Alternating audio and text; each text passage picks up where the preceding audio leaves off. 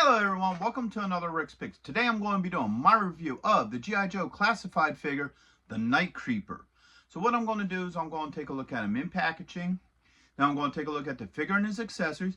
And then I'm going to give you my thoughts on him. Just remember, if you do like this video, go ahead and check out my G.I. Joe playlist and hit that like, share, and subscribe. So without any further ado, let's get to the review.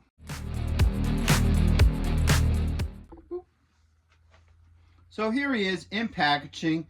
He has pretty much the standard classified packaging. So you have the Cobra logo up here, his name. You have this nice open window so you can see the figure, all his accessories. The Cobra logo indicating that he is a bad guy.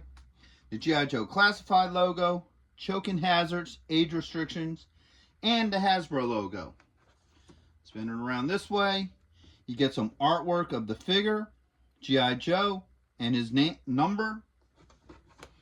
All right, spin around here. You get this nice picture of the action figure. I like that pose that he's in. And you also get to look at some of his other details on the side here. Plus you get your legal underneath. Spin around one more time. All right, you got his stats, his number, the Cobra logo, and your QR code, plus the Joe logo. Spin around here. You got your Cobra logo and his number. And then underneath you got your SKU and legal. So with all that being said, let's open him up and see what he's about.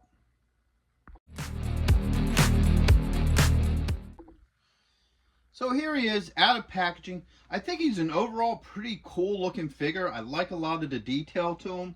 So first off, we're going to start with the rotation. So you have your front, you got your side, you got your back to the side, and to the front. So let's get a closer look at him. So I like a lot of his details, okay? I like how they did this black on silver armor with the purple in the back. I think that looks really cool. I do like this head sculpt. Definitely gives him like a mysterious look. And then you got, you know, the black and purple gray camouflage on his pants, which are nice. Let me take the stand off him. You look at his feet. He does have like that ninja shoe look to him. So I do like that. So there's a lot of really cool things going on with him. Same with the wrists. He also has the matching camouflage on his wrist as well, and forearm. So as a figure, he's definitely a cool looking figure. I like his overall profile look. So now let's start looking at his points of articulation. So the head does move. All right. You got a shoulder joint with a swivel. You got an elbow joint and a wrist joint. And get this other arm up. He does have a joint underneath his armor that moves pretty well. So his armor doesn't really constrict any of that, which is really nice. There's a joint here at the belt line. It's a little tight, but it is there. All right, spin him around this way. You have a thigh joint with a swivel. Right, spin it around. You got a knee joint. Ooh, that's a little bit tight. With a swivel here at the top of the boot. And then last but not least, you also have an ankle joint. All right. So, yeah, this is a little bit tight here. You may want to use a little bit of heat to break up these joints because these are really tight up in the knees. But still, overall, they're functionable. So at this point, as a figure, I'm liking him so far as a figure.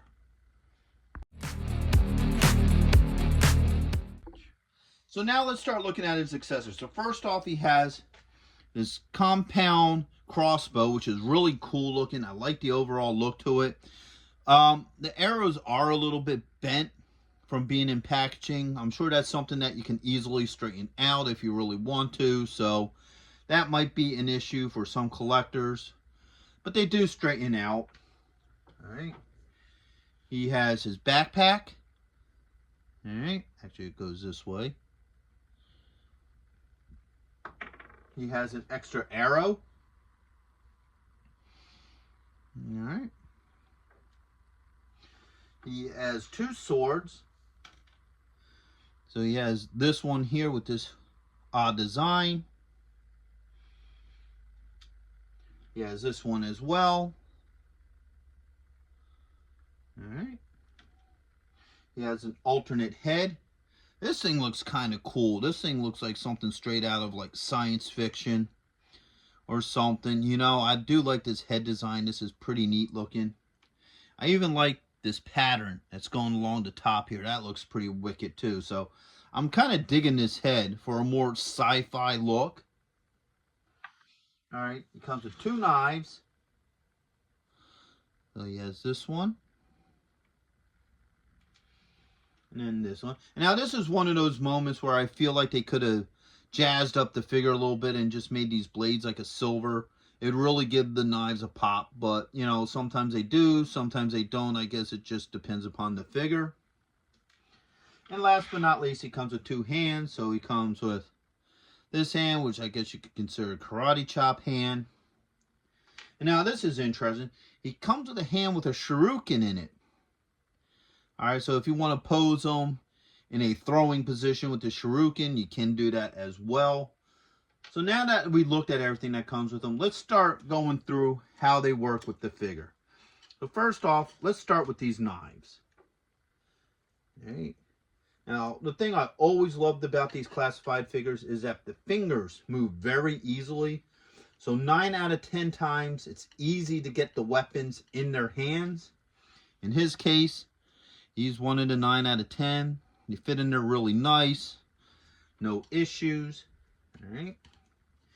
And these knives go in these little side holsters with this reverse carry look, which is kind of neat. All right, so that one fits in pretty well. Let's get this other one in here. Oops. Boom. So they both fit in their little holsters very well. I don't have any issues with them. All right, next up, let's put his backpack on. That sits nicely there. He does have spots for the 2 swords on there, so let's see how well they work with him.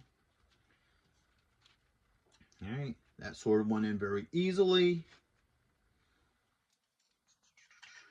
Boom. Now, the funny thing about him is he's a ninja, but his swords aren't your standard ninja swords. Let's take a look at them in his hands. You know, they're more European style fantasy swords. They're not like your standard katanas or anything, which actually to me kind of makes them a little bit unique. That they didn't go that route with them, that they just went with, you know, these weird, crazy design swords.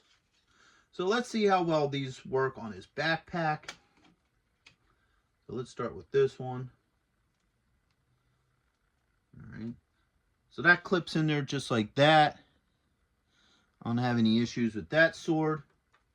Now, because of the way these swords are designed, you don't just slide them down. So if you look, here, let me take this off of him.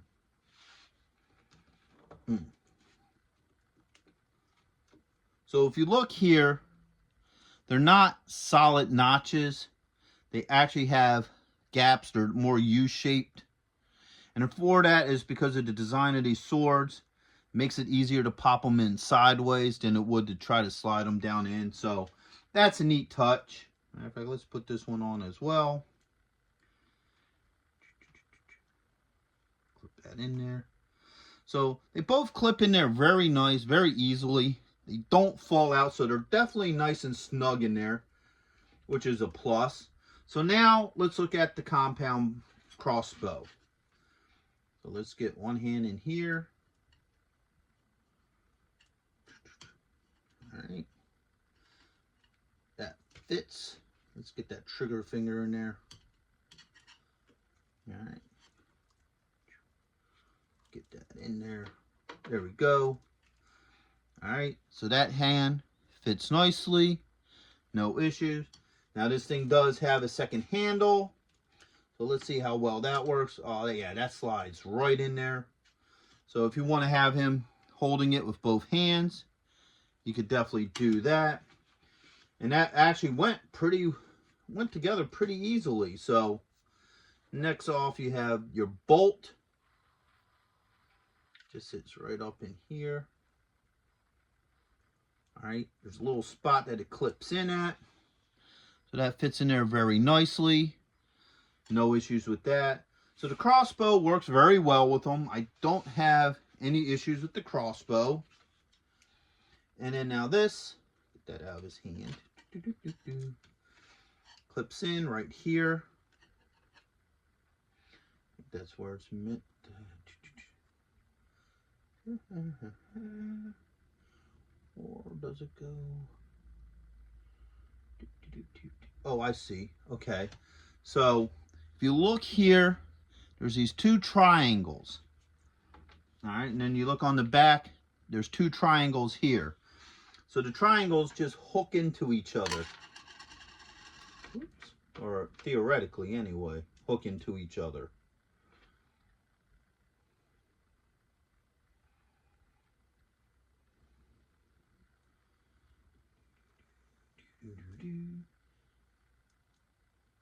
There it goes. All right. So that fits on there nice and tight. No issues with that. So now let's start looking at hands and head swaps. So just to make things a little bit easier, I'm going to just take this backpack off because I'm going to be bouncing the figure around a lot. So last thing we need is that, you know, bouncing. So let's pop this head off. All right, that came off pretty easily. All right, that head went on pretty well. I don't have no issues with that. And now for our hand swaps. All right.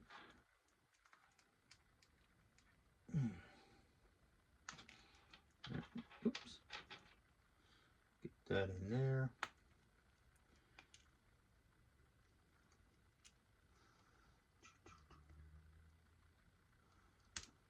And the shuriken hand. All right. So both of those hands fit on very well. I don't have any issues with that. So it looks like everything seems to want to swap out pretty well on this guy. So my overall thoughts on him is I think he's a really cool looking figure. I like his overall look. He definitely has a sense of style to him between the look of the figure and the type of weapons he has. His joints all move very good. Didn't have any problems with any of the joints except for the second joint in the knees. So you may want to use a little bit of heat to get those moving. But other than that, his joints were well. His head and hands swapped out very easily. Didn't have any issues with that. And all his weapons fit very well in his hands and holster. So yeah, I would definitely recommend this figure to go with your collection as well. So with that being said, I hope you all did like this video. If you did, go ahead and check out my G.I. Joe playlist and hit that like, share, and subscribe. They're all small clicks for you, but it really helps this channel grow. So until the next one, late.